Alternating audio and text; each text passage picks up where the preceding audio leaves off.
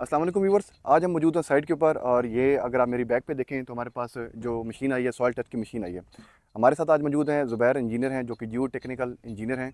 और आज हम इनसे वो सवाल पूछेंगे जो कि बहुत ही आम और कॉमन लोग जो है वो उनसे उनके ज़हन में ये सवाल होते हैं। और हम उनसे वो डिस्कशन भी करेंगे, हार्ड डिस्कशन करेंगे जो कि इनकी लूप होल्स होते हैं जो कि आम बंदे को नहीं पता। तो ज़ुबैर भाई, सबसे पहले मुझे इस मशीन के बारे में बताएं, बेसिकली मशीन का पर्पस क्या है। और इस मशीन की बात करूँ, इसका फ़ायदा क्या है हमें, तो क्या इसे आम रूटीन में हम इसे कैसे बात कर सकते हैं। अगर ड्रिलिंग की बात करें तो हमारे पास 3 मेथड हैं हम्म। जिससे हम बोर होल को ड्रिल करते हैं। हम्म। और एक हमारे पास हैंड आगर होती है, वो जो हमारी सॉफ्ट सॉइल्स वगैरह हों तो उसमें हम ड्रिल करते हैं। दूसरी हमारे पास ये परकशन मेथड है, ये परकशन मशीन है। इससे हमारी ये है कि ये सॉफ्ट सॉइल्स में भी काम करती है और ग्रेवल्स वगैरह में करती है। तीसरी टाइप ये है कि हमारे पास रोटरी मशीन होती है जो हमारे पास रॉक्स में भी काम करती है। तो इस मशीन को हमने इधर शिफ्ट किया है बोर होल करने के लिए। ये हमारे पास 50-90 का 1 कनाल का प्लाट है। इसमें हम ये करेंगे कि 3 बोर हमने करना है डायगनल में, और इसकी मैक्सिमम डेप्थ हमने जानी है।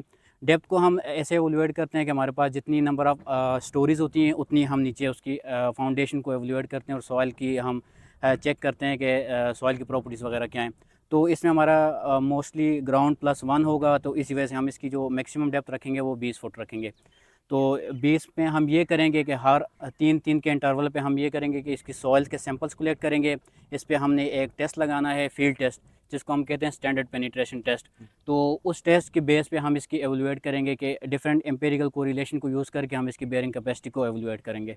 अच्छा, मुझे एक बात ये बताएं कि कॉमनली मार्केट में हम लोग, हमारे पास ऐसा क्या मेथड होता है कि हमने मशीन को अगर फोर्स पर आपने इधर खड़ी की है तो इधर क्यों खड़ी की है, क्या ऐसा तरीका होता है। मैं को मशीन 1 कनाल का प्लॉट है तो जो 2 पॉइंट्स हो तो अपनी मर्जी की चूज़ करते हैं या इसका कोई स्टैंडर्ड फार्मूला होता है। इसमें अगर हम बात करें तो एज़ सच कोई हार्ड एंड फास्ट रूल नहीं है। अच्छा। इसमें ये है कि हर एक सोसाइटी के डिफरेंट टर्म्स एंड कंडीशंस होती हैं, डिफरेंट ऑफसेट्स होते हैं कि आपने फ्रंट से इतना छोड़ना है, बैक से इतना छोड़ना है, साइड से आपके ऑफसेट इतने होने चाहिए। तो उसमें हम ये देखते हैं कि हमारा लोड बेयरिंग एरिया कहाँ पे आ रहा है, कहाँ पे लाई कर रहा है। तो जो हमारा लोड बेयरिंग एरिया जहाँ पे हमारा लाई करता है, तो उसी में हम ये करते हैं कि डायगनल में फिर हम 2 या 3 पॉइंट्स हम लगा लेते हैं। 5-10 मरले का प्लाट हो तो उसमें हम 2 बोर कर लेते हैं, और अगर 1 कनाल का या उससे ज़्यादा हो तो उसमें हम एक्सीड कर जाते हैं नंबर ऑफ बोर्स, 3-4।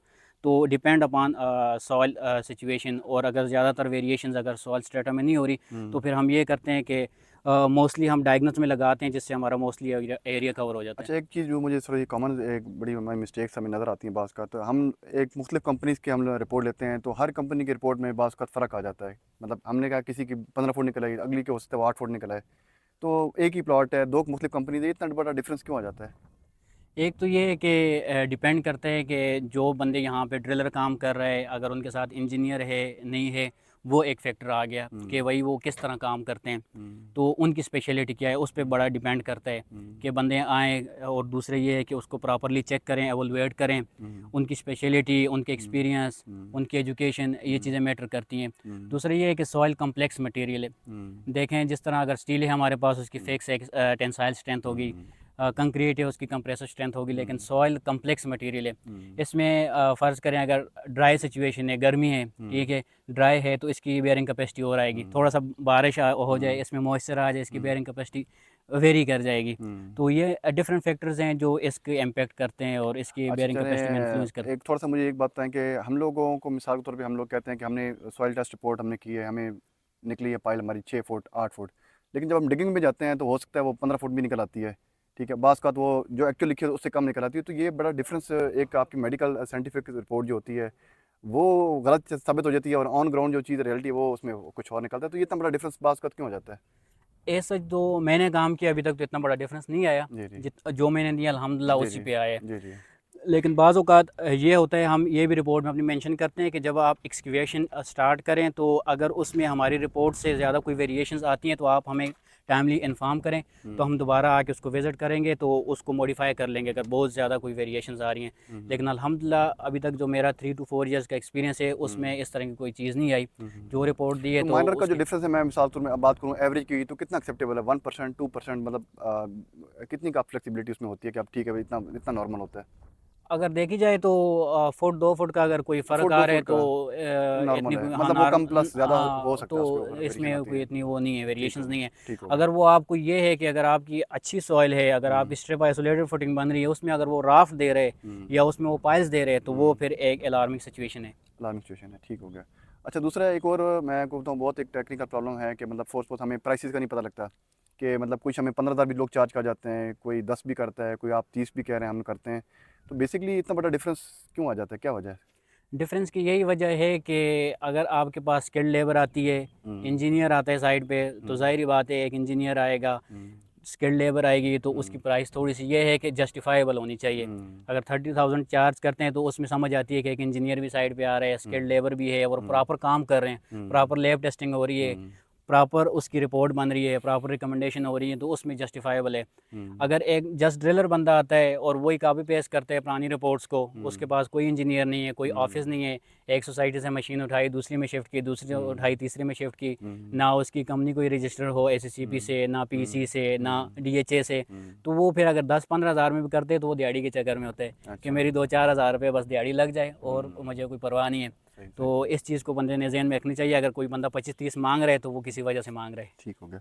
अच्छा, मुझे एक इसमें एक बात है कि जो सबसे बड़ा प्रॉब्लम है कि फोर्स पोज एक मैं लेमैन हूँ, ठीक है, मुझे इसका आइडिया नहीं है। तो कौन सी ऐसी टेक्निकल पॉइंट है जो आपके एक्सपीरियंस में है कि यार ये चीज़ जो है ना लाजमी हर बंदे को पता होनी चाहिए, जिसको नहीं भी पता तो ये चीज़ पॉइंट नोट करें, क्योंकि देखिए बेसिकली लोग सर्विस मैन होते हैं, ओवरसीज़ होते हैं, तो हर बंदे का भी फील्ड नहीं होता।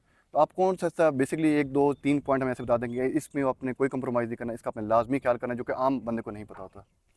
इसमें सबसे पहले तो ये हमारे फील्ड के ड्रिलिंग का सबसे पहले हमने हम्म। देखना है कि जो हमारी ड्रिलिंग हो रही है उसको आप कंफर्म करें, उसकी साउंडिंग आप करें कि हम्म। जो ड्रिलर बता रहे हैं, जो साइट इंजीनियर बता रहे हैं कि इतनी ड्रिलिंग की है, वो प्रॉपर है या नहीं है। हम्म। दूसरा ये है कि एक टेस्ट लगाते हैं, SPT test, standard hmm. Penetration test. Hmm. उसको आपने क्लोजली देखना है कि भाई वो टेस्ट प्रॉपर लग रहा है या नहीं लग रहा। हम्म। उसमें ब्लोज कितने आ रहे हैं, हम्म। कितने कितने इंटरवल पे वो लगा रहे हैं, 3 फुट पे लगा रहे हैं, 5 फुट पे लगा रहे हैं, हम्म। लगा रहे हैं तो उसकी एन वैल्यूज़ क्या आ रही हैं। हम्म। उसको फिर आपने ये जाके थोड़ा सा गूगल पे सर्च करके, यूट्यूब पे देख के कि हम्म। भाई एन वैल्यूज़ क्या होती हैं, हम्म। सॉइल की रेजिस्टेंस क्या होती है, ये हम्म। कैसे इन्फ्लुएंस करती है बेयरिंग कैपेसिटी पे, इससे हम्म। हमारी सॉइल की जो फाउंडेशन की टाइप है वो किस तरह चेंज हो सकती है। तो हम्म। ये चीज़ें आपने लाजमी देखनी हम्म।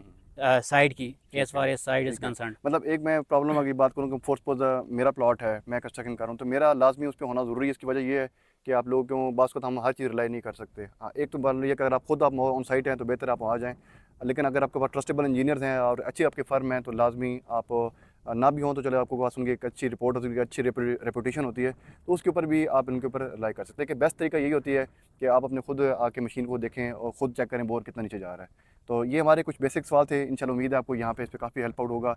तो इंशाल्लाह जैसे जैसे हमारी साइट्स आगे बढ़ती जाएंगी हम आपको वक्तन फ़क्तन, जैसे हमारे पास क्वालिफाइड लोग हैं और इंशाल्लाह इनकी हेल्प से और अपने एक्सपीरियंस के हिसाब से हम आपको ज़रूर इंशाल्लाह इससे बेहतर गाइड करेंगे। Thank you so much.